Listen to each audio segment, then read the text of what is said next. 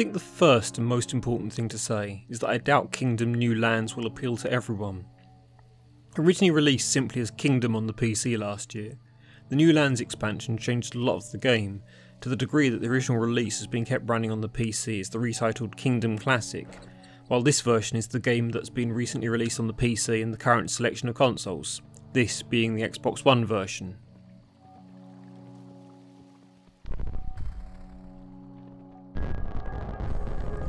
The game has a simple rule: no crown, no king, or queen. On starting, you can cycle through your monarch's appearance, though regardless of gender, clothing or skin tone, gameplay remains the same.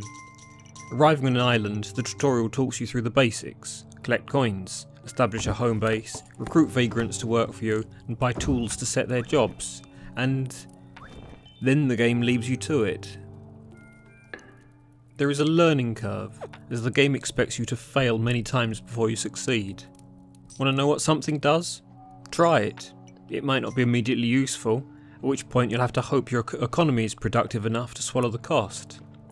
Each game becomes one part about refining the process of establishing yourself, and one part about exploring the game's logic.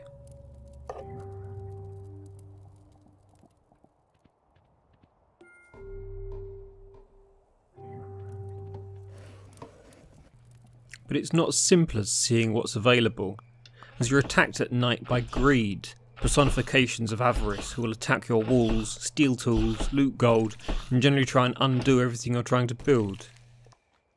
If that's not enough, every 5 nights, roughly, there will be a blood moon triggering a larger than usual attack, albeit giving you respite to the following night.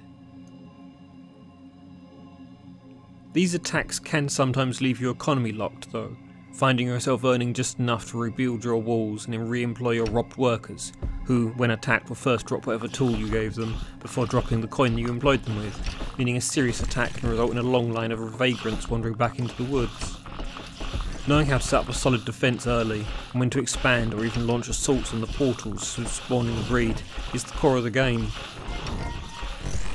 Get it wrong though, or get caught out, and you might find yourself being robbed, first of cash and then of your crown, at which point the game is finished.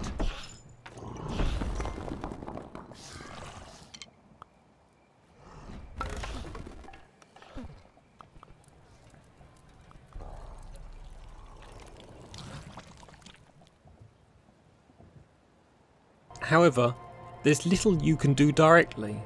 You can't build, you can't fight, you can't earn money.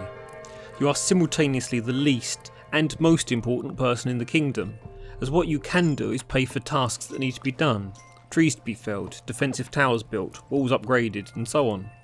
You don't do anything, but nothing happens without you. It's a curiously hands-off experience, and part of the pleasure of gameplay is watching all the tasks you set get completed, while the tension comes as you hope you've prepared the defences, while hoping you didn't set any builders to do tasks in the wilderness overnight.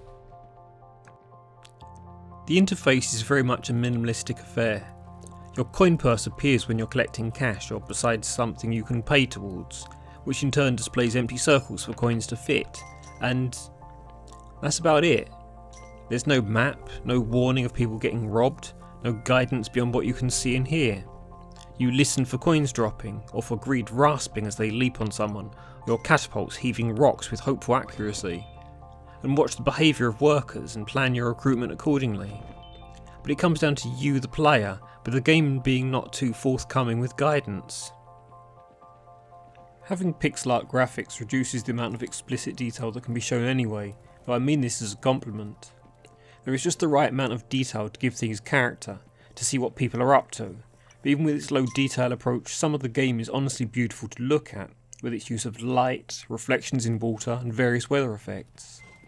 The sun rising through mist has a slightly dreamlike feeling, for example, and I recognise a lot of this reaction is down to me applying my own feelings, but it shows how the game design has added just enough detail to hook the imagination.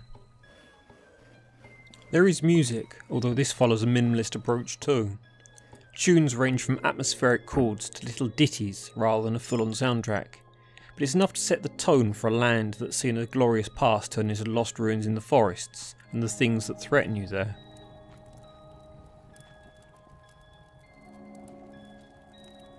Success in new lands is measured in rebuilding ruined boats and travelling from island to island. These tend to raise the difficulty with more spawning portals and large nightly attacks, with the semi-randomised islands sometimes adjusting that further. Some setups are easier to defend than others. Some might have useful camps or buffs trapped behind a portal. You may find yourself caught somewhere that feels unwinnable. However, the various islands also have their own things to unlock. Find a signpost, pay 2 coins, and a new element becomes unlocked, ranging from alternative defensive towers to different mounts to ride. These also work as legacy play, giving new options to your next monarch after the last one has seen their crown carried off into the night by a thieving greed.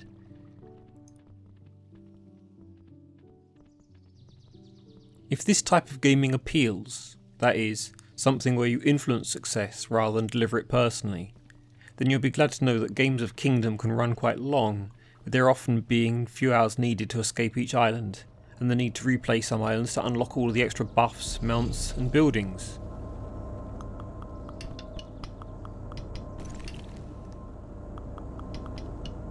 Personally, I found the whole experience compelling, enjoying just seeing what was that little bit further into the game, and racing back and forth to check I was prepared each day for the night to follow. Of course, if you prefer to lead from the front, then you'll probably not find this as enjoyable as I did. But if you enjoy a sense of planning ahead and watching your instructions get followed blindly, if not all successfully, you'll probably find many hours of pleasure here.